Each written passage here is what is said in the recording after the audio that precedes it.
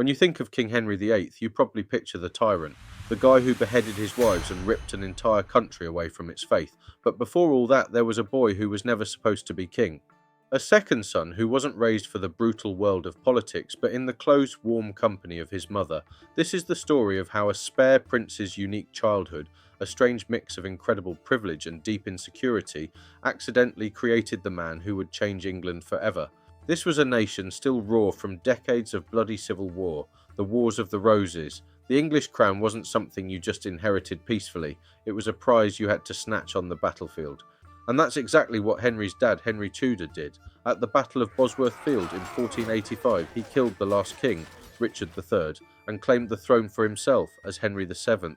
But his claim to the throne was, well, it was a bit of a stretch. It was based on a distant bloodline that a lot of people didn't think was legitimate.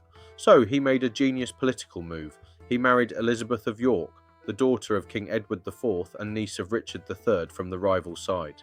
This marriage was meant to finally unite the two warring families, to literally stitch the red Lancastrian rose and the white Yorkist rose together into the new Tudor rose. A flashy emblem doesn't equal real security. In the early years of the Tudor dynasty, the throne was anything but stable, haunted by conspiracies and pretenders. One after another, men emerged from the shadows claiming to be lost royals with a stronger claim than Henry VII.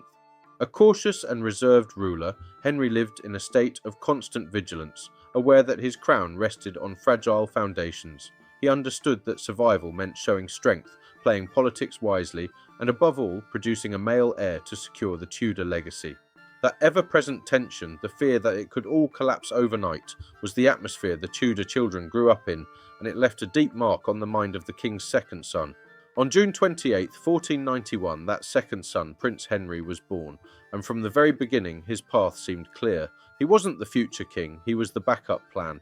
All the hopes and all the pressure rested on his older brother, Arthur, the Prince of Wales. And because of that, their childhoods were worlds apart. Arthur was raised to be a king, which meant that from a young age he was basically the property of the state. He was taken out of the nursery, given his own separate household, and put through a strict formal education designed to make him a perfect ruler. He was less of a son and more of an investment. Henry, on the other hand, was just a prince. As the spare, he got to have a real childhood that Arthur never did. He stayed in the Queen's household, mostly at Eltham Palace, surrounded by women, his mother, his sisters Margaret and Mary, and all their ladies-in-waiting. For a royal boy back then, this was incredibly unusual. Instead of being toughened up by tutors and politics, Henry was, by all accounts, adored and indulged. He got a top-notch education, learned several languages, and became a gifted athlete who loved jousting and hunting. He was essentially being shaped into the perfect Renaissance gentleman, maybe for a career in the church, while Arthur was being shaped into a king. This upbringing, full of love and praise but without the crushing weight of expectation, created two traits that would define his reign: a lifelong need for a woman's approval and an unshakable belief that he was entitled to get whatever he wanted. Then, in 1502, the unthinkable happened.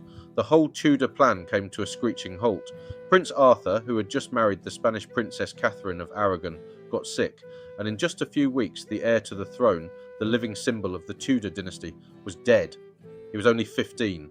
The news completely shattered the family. They say when King Henry VII was told, he was so overwhelmed with grief that his wife, Elizabeth, had to comfort him, reminding him that they still had yet a fair prince.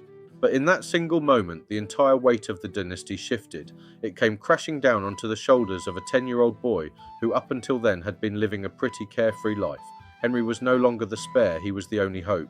The change was instant and brutal. The pampering of his childhood disappeared, replaced by his father's paranoid fear. Having already lost one son, Henry VII became obsessively protective of his new heir. Young Henry's world shrank. His freedoms were stripped away and his every move was watched. The boy who was once doted on was now a prisoner of his own destiny. Just a year later, another tragedy struck. His beloved mother, Elizabeth of York, died after childbirth, trying to have another son to secure the dynasty. Henry, now just 11, was devastated. He wrote years later that hearing the news of his mother's death was the worst thing that had ever happened to him, calling her his dearest mother. It was clearly a wound that never truly healed. In just 1 year, he'd lost his brother and his mother, and his entire life had been turned upside down. He was now alone, at the very centre of his father's fears and the nation's hopes, a boy carrying the burden of a kingdom. In 1509, Henry VII died, and his 17-year-old son became King Henry VIII, and England went wild. The new king couldn't have been more different from the old one. Gone was the stingy, anxious monarch.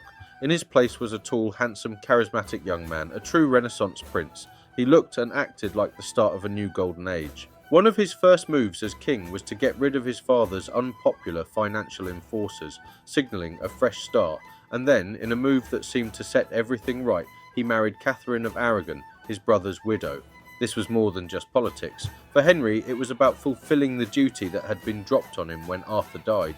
For a while, the court was a fairy tale of lavish parties and tournaments. Henry was finally living out the stories of chivalry and glory he'd read about as a boy, determined to be the magnificent warrior king his father never was. But underneath all the pageantry, those old anxieties were still there.